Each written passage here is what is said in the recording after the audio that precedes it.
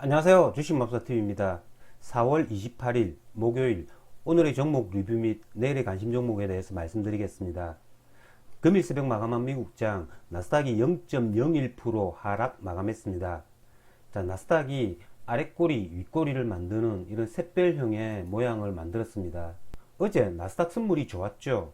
나스닥이 이렇게 보합으로 마감을 했다라는 거, 그거는 그다지 좋지는 않았습니다만은 장 마감 후 미국 대부분의 종목들이 시간의 가격이 굉장히 좋았고요.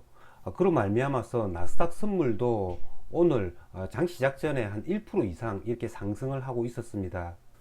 전 저점에서 뭐 아래로 빠지는 그래프가 나오거나 아니면 저점을 확인하고 이렇게 반등하는 그래프가 나올 수 있는 두 가지의 양면성을 가지는 그런 차트였습니다.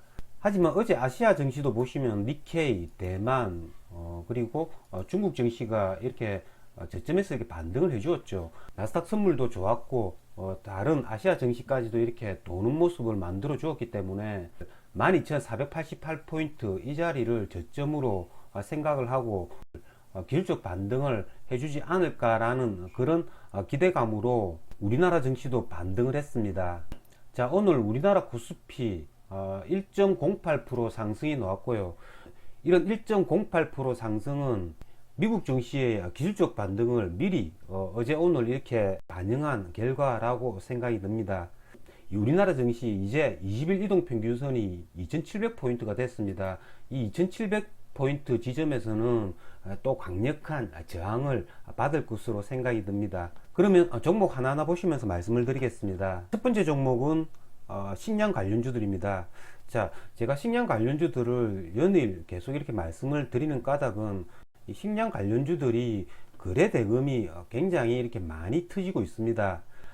그리고 한번 이렇게 상승을 해주었던 종목이 또 하락을 할 때도 반등의 폭을 준다고 제가 어제 방송에서 말씀을 드렸는데요. 오늘 대부분의 종목들이 저점 대비 작게는 10%, 많게는 뭐 20% 이상 이렇게 반등을 해주는 그런 모습을 보였습니다. 자, 먼저 한번 살펴보면요. 자, 팜스토리인데요. 팜스토리 같은 경우에 오늘 저점이 4,000원대였습니다. 4,000원 이 오늘 저점을 9시 한 50분에 이렇게 찍었죠. 그러고 나서 얘가 반등을 해 주었습니다. 굉장히 크게 반등을 했는데요. 고가가 한 19%까지 갔으니까 저가와 고가 사이의 폭이 한 28%가 됐다라는 거죠. 자, 이런 애들은 이렇게 5일 이동평균선을 첫 번째로 이렇게 무너뜨리는 이런 지점 4,000원이라는 그런 라운드 피기어 지점이죠. 뭐 그런 지점에서 매수를 잡으시면 됩니다. 슈팅을 해줄 때 따라잡으면 얘네들은 뭐 물릴 가능성이 많습니다. 팜스토리 같은 경우에 19%까지 상승을 했기에 망정이지, 고려산업 같은 경우에는 저가가 17%까지 이렇게 하락을 해가지고 고가는 보합점에 왔다라는 거죠. 오늘 5일 이동 평균선을 이렇게 살짝 깼다가 반등이 나왔다라는 거죠. 어제 제가 영상에서 말씀드린 그대로였습니다. 이런 애들은 내일 다시 이런 자리에 온다고 이제 잡으면 안 됩니다. 한번 딱 이렇게 해먹을 수 있다는 거죠. 다시 이렇게 음봉이 나온다면 다음 저점은 10일 이동평균선을 이제 터치할 때 그때 한번 오늘처럼 이렇게 저점 매수를 노려볼 수 있다는 거죠. 오늘 이렇게 팜스토리가 이렇게 크게 거의 한 20%까지 급등을 할 수 있었던 까닭은 장 시작 전에 팜유 가격이 한 10% 정도 상승을 했고요.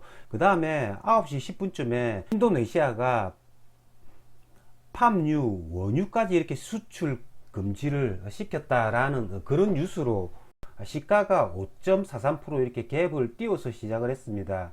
시초가가 13,500원이었죠. 얘네가 장 시작하자마자 14,500원까지 이렇게 1,000원을 상승을 시킵니다. 그러다가 다시 한 번 더 이렇게 시초가 부분까지 왔죠.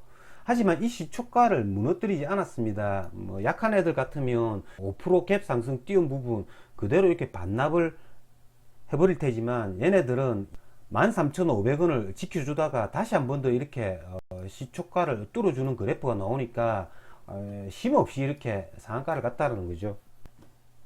얘가 이렇게 상한가까지 이렇게 슈팅을 해주니까 팜스토리가 거의 같은 시간에 이렇게 슈팅을 해줍니다.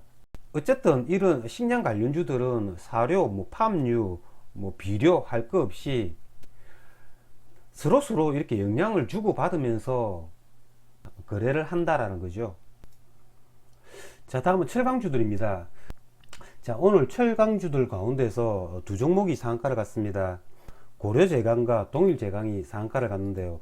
이렇게 상한가를 간 이유는 CPTPP라고 하죠. 한태평양 경제 동반자 협정에 우리나라가 가입한다라는 뭐 그런 소식으로 철강 수출이 늘어날 것이라는 기대감으로 상한가를 갔다라고 합니다.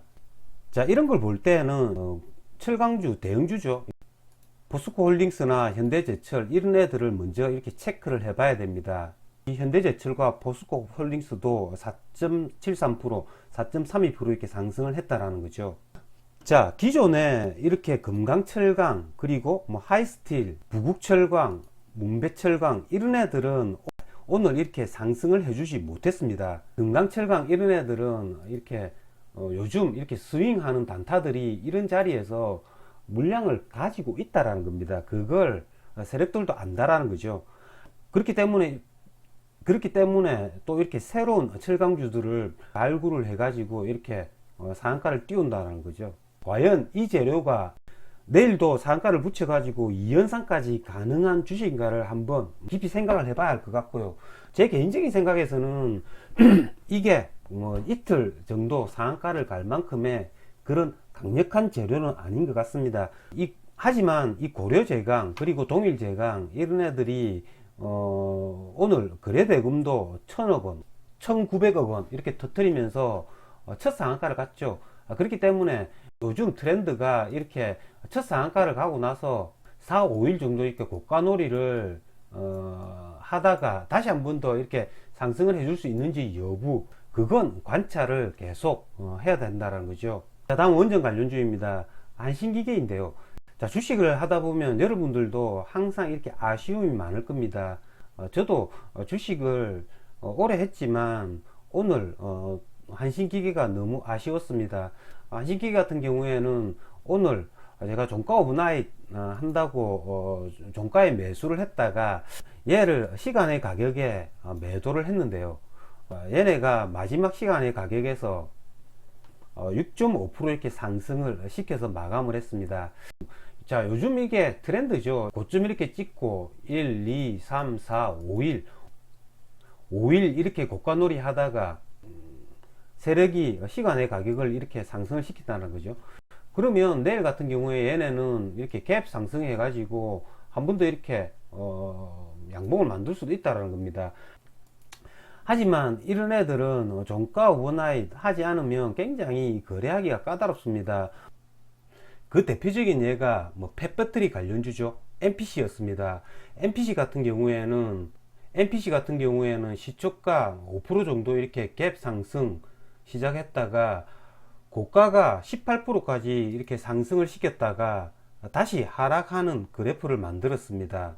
그러니까 이런 애들 뭐 이런 자리 잘못 들어가면 굉장히 위험합니다. 요즘 이렇게 슈팅을 해주는 애들의 한 반은 고점을 찍고 이렇게 폭포수처럼 이렇게 하락을 한다라는 거죠. 그렇기 때문에 될 수 있으면 선침해 하는 게 좋고요. 이렇게 고점 돌파 매매 차원에서 거래를 할 때는 굉장히 조심을 해야 된다라는 이야기입니다. 자, 내일이 이번 달의 마지막 거래일인데요. 여러분들 다들 거래 잘하셔서 유종의 의미 거두시길 기원드리겠습니다.